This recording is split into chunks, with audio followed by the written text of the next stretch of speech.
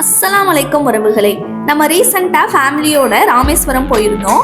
போகும்போதே என் அண்ணன் பற்றை கருவாடு பழைய கஞ்சி தங்கச்சி மடமுக்கு போய் கஞ்சி குடிச்சே ஆகணும் அப்படின்ட்டு ரொம்ப பிடிவாதம். ரொம்ப நாளாக நான் அண்ணனை ஃபாலோ பண்ணிட்டு இருக்கேன். நான் அண்ணனை போய் பார்த்தே ஆகணும்னு சொன்ன உடனே நாங்களும் ஃபேமிலியோட எல்லாரும் போகலான்னு கிளம்பிட்டோம். அங்கே போய் நிறைய ஃபோட்டோஸ்லாம் எடுத்துகிட்டு இருந்தோம். அப்புறம் கஞ்சி வாங்கி குடித்தோம். கஞ்சி குடிச்சு பார்த்ததுல ரொம்பவே எங்களுக்கு பிடிச்சிருச்சு. அதுவும் அந்த கருவாடோட சாப்பிட்டது அவ்வளோ ஒரு டேஸ்ட்டாக இருந்துச்சு. எல்லாருமே விரும்பி நிறைய வாங்கி சாப்பிட்டோம். நம்ம வீட்டிலலாம் இப்படி கஞ்சி கொடுத்தா வேணவே வேணான்னு சொல்லிடுவோம்.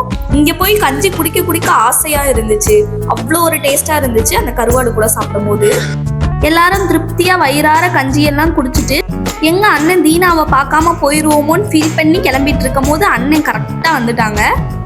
அவங்கள பார்த்ததுல எங்களுக்கு ரொம்ப ரொம்ப சந்தோஷம். எங்கள் அண்ணனுக்கு என்னை விட பெரிய சந்தோஷம்.